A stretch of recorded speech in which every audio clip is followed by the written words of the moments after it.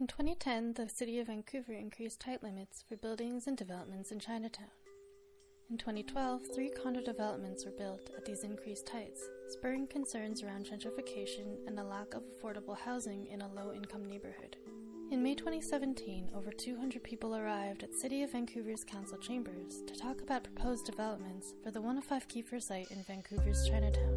Over a record-breaking period of 4 days, hundreds of speeches were presented about the meaning of Chinatown as a living memory. This public hearing focused on a development proposal by BD Living for 105 Kiefer. During the public hearing, many speakers and witnesses used Twitter to connect and shape the stories that are being woven about Chinatown every day. The hashtag they used? 105 Kiefer.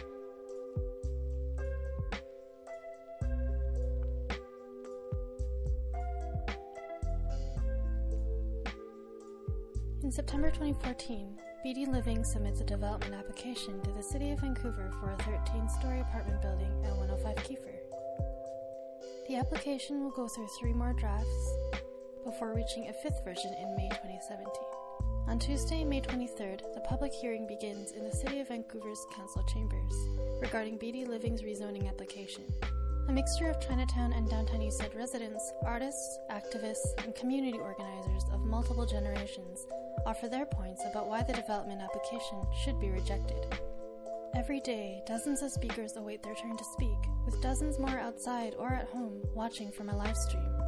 The sheer number of speakers extends the public hearing to May 25th, 26th, and 29th, and the final vote is deferred to June 13th. The list of concerns about BD Living's application for the 105 Kiefer site stretches far and deep. Ongoing gentrification and displacement of low-income, Black, Indigenous, and people of color in Chinatown and the downtown East Side, all within the context of the city's colonial history and ongoing present. Meanwhile, the 105 Kiefer hashtag becomes a source of live tweets, commentary along the live stream, dialogue, critique, resource sharing, community building, and sometimes conflict.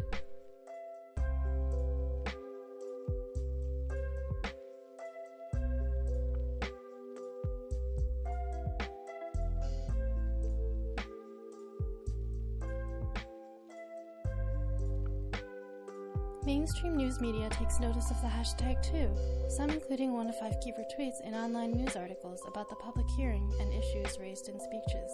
Discussion wraps up on June 13th. The council votes 8-3 against the development application. After 5 long sessions, the application has been rejected. How is the 105 Kiefer public hearing significant?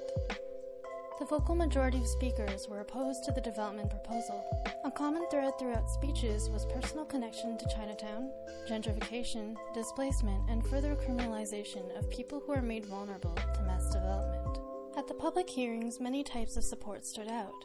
Some brought food to share for the long days. Others arranged rides to and from City Hall. Some translated information, reviewed speeches for each other, live tweeted, or checked in with each other after each section. This did not mean there were never conflicts. An important platform for public education on the public hearing, Twitter also became a platform for some to perpetuate racism and dehumanization. One thing became clear: it takes great emotional, social, and political labor around collective community building to make change. 105 Kiefer was a site of contention. It also became a site where those who commit to justice every day could imagine transformation. So what does Chinatown mean to you?